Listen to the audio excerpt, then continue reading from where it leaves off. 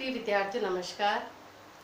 आज हम कक्षा 9 में पाठ बाख ललदेद द्वारा रचित का रिवीजन करने जा रहे हैं।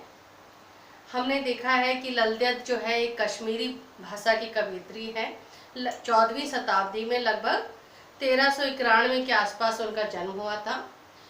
ललदेद ऐसी कवयित्री हैं जिनका कोई उनके द्वारा रचित संकलन नहीं मिलता है, केवल लोगों के द्वारा चिर स्मरणीय साहित्य के रूप में ये आज तक उपलब्ध है।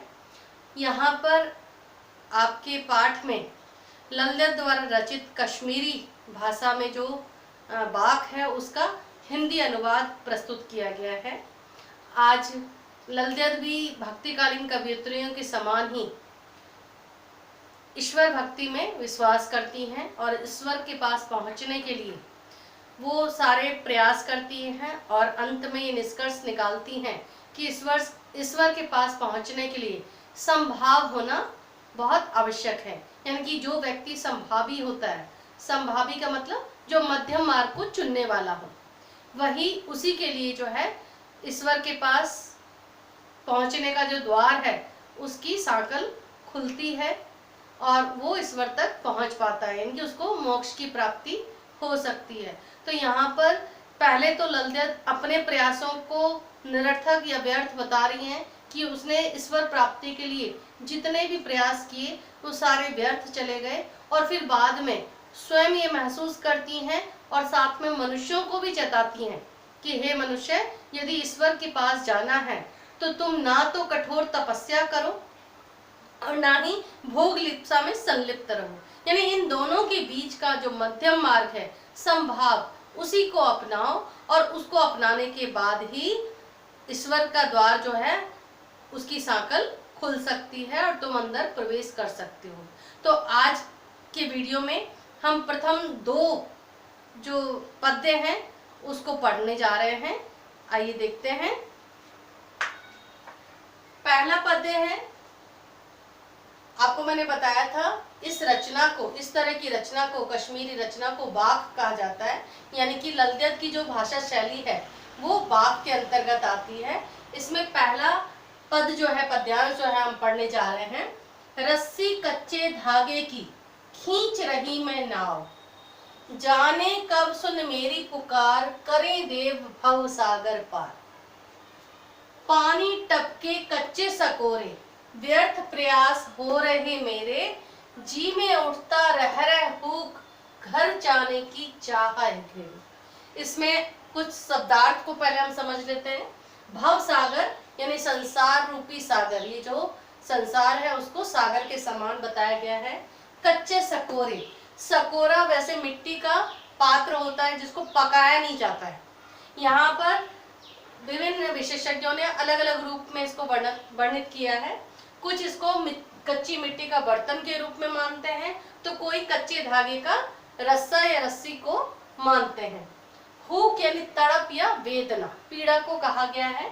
आइए समझते हैं।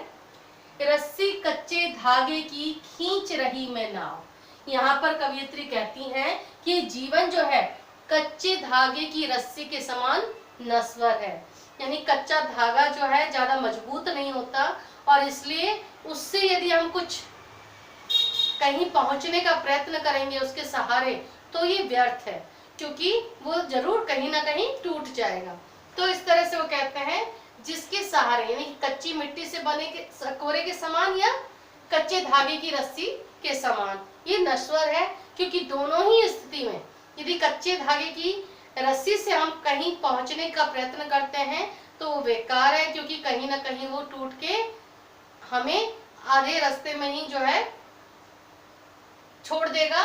या फिर कच्ची मिट्टी के सकोरे में यदि हम कुछ भरते हैं, पानी भरते हैं, तो रिस रिस के सारा वो निकल जाता है। तो दोनों ही रूप में हम इसको कह सकते हैं।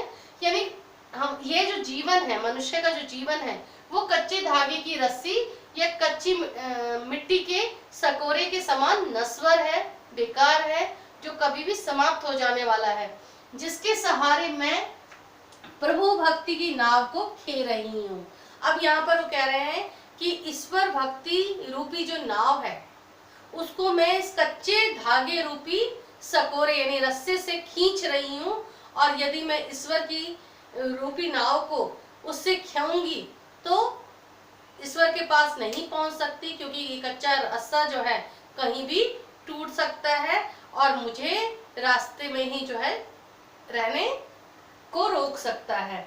तो इस तरह से वो कहते हैं कि मैं अपनी आत्मा रूपी, यहाँ पे जो है यानी कि जीवन को कच्चे धागे रूपी यानी कि जो आत्मा है कवियत्री का उसके समान, क्योंकि आत्मा भी नश्वर होता है, शरीर भी नश्वर होता है, लेकिन आत्मा क्या है, परमात्मा के रूप में होता है, तो आत्मा मोक्ष की प्राप्ति होती है।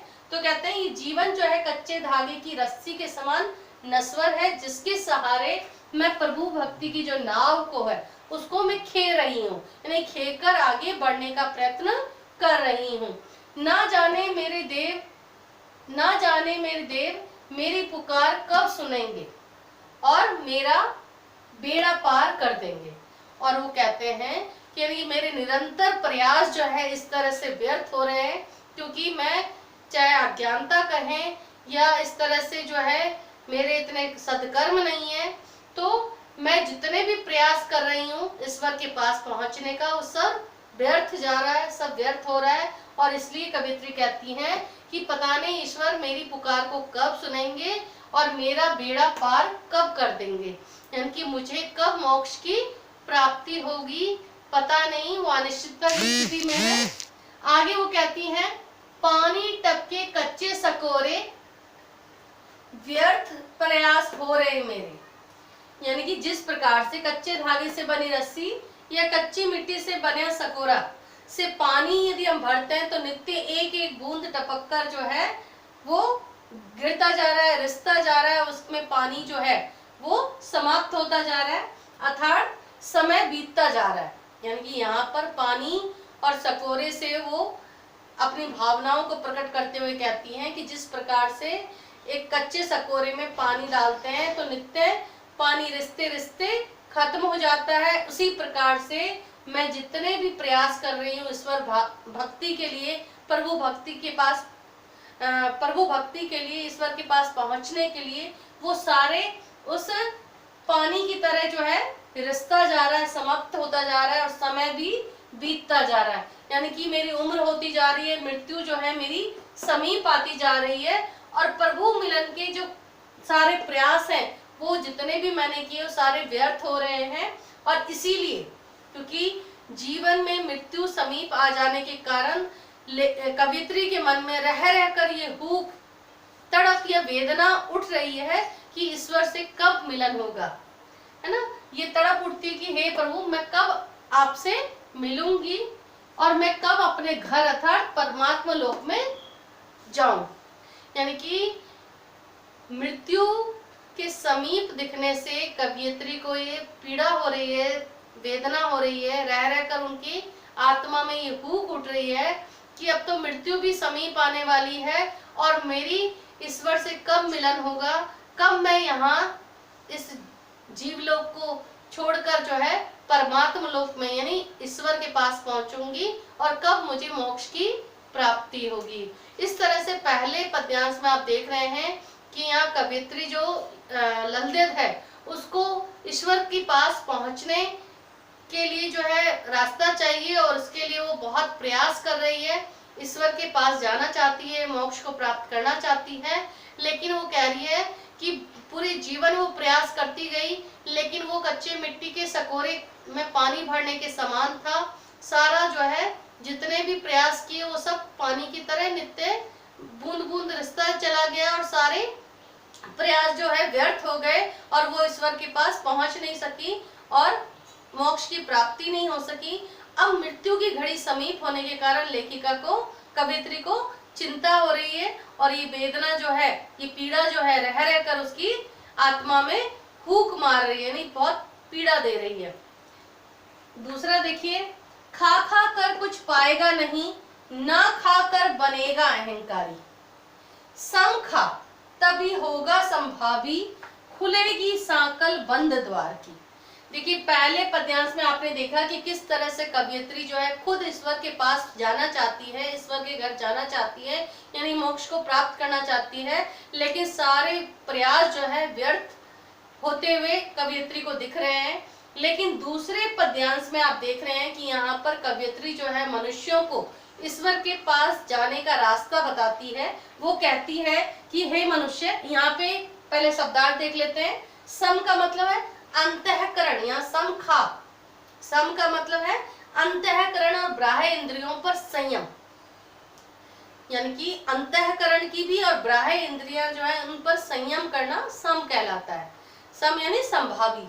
अब यहाँ पे संभावी यानी समानता की भावना रखने वाला, और साकल जो कुंडी होती है दरवाजे में लगी होती है, जिसको खोलते हैं तो दरवाजा खुलता है।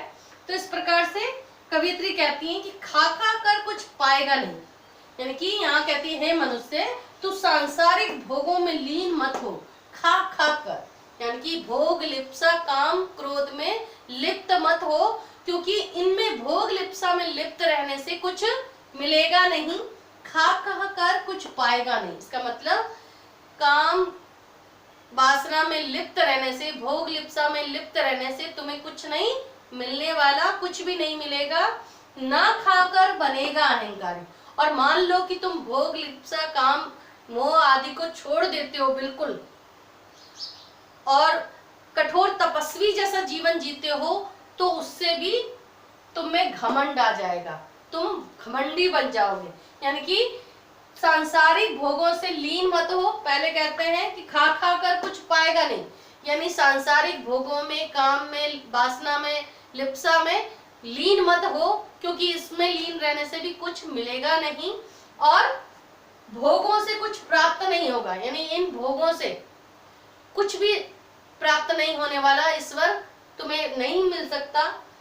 ना ही भोग लिप्सा के विरुद्ध त्याग और तपस्या का जीवन अपनाकर कुछ होगा।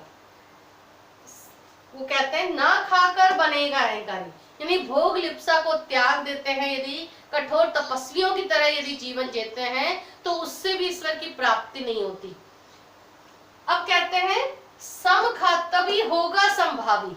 समखा यानी अंतःकरण और बाह्य इंद्रिय दोनों पर यदि नियंत्रण रखकर बीच का रास्ता, मध्यम मार्ग यदि अपनाओगे, तभी संभावी यदि बन जाओगे, समानता का भाव रखने वाले, यानी कि कुछ भोग लिप्सा में भी लिप्त रहना है और कुछ ईश्वर की प्राप्ति के लिए भी प्रयास करने, यानी दोनों के बीच का जो मध्यम मार्ग है, संभावी बनकर यदि जियोगे, तभी खुलेगी सांकल बंद द्वार की।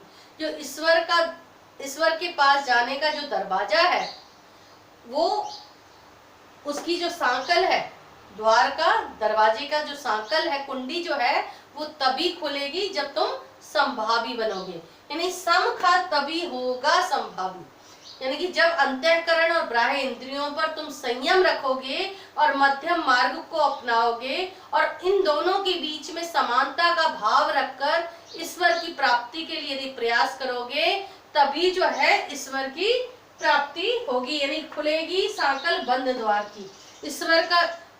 ईश्वर के पास जाने का जो द्वार है, उस द्वार का जो सांकल है, कुंडी है, उसका दरवाजा तभी खुलेगा जब तुम संभावी होगे। यानी कि यहाँ कवित्री कहना चाहती हैं कि इंद्रियों पर उचित संयम रख, तभी तो सुख दुख और भोग त्याग के बीच समान भाव से रहना सीखेगा, और इसी सम मनोदशा से प्रभु प्राप्ति के बंद द्वार खुलेंगे और तेरा प्रभु से मिलन हो पाएगा। तो इस प्रकार से दूसरे पद्यांश में आप देखते हो कि यहाँ पर ललदेव जो है प्रभु के पास पहुंचने का मार्ग बता रही हैं। वो कहती है कि संभावी बनने से ही ईश्वर के पास पहुंचने का जो द्वार है, उसकी सांकल खुलती है जब हम अंतःकरण और बाह्य इंद्रियों पर संयम रखकर मध्यम मार्ग को अपनाएंगे। तो इस प्रकार से आपने देखा कि यहाँ ललदेव जो कश्मीरी कवियत्री हैं, उनके दोनों पद्यांशों को हमने समझाया और अगले दो पद्यांशों को हम अगले वीडियो में देखेंगे। धन्यवाद।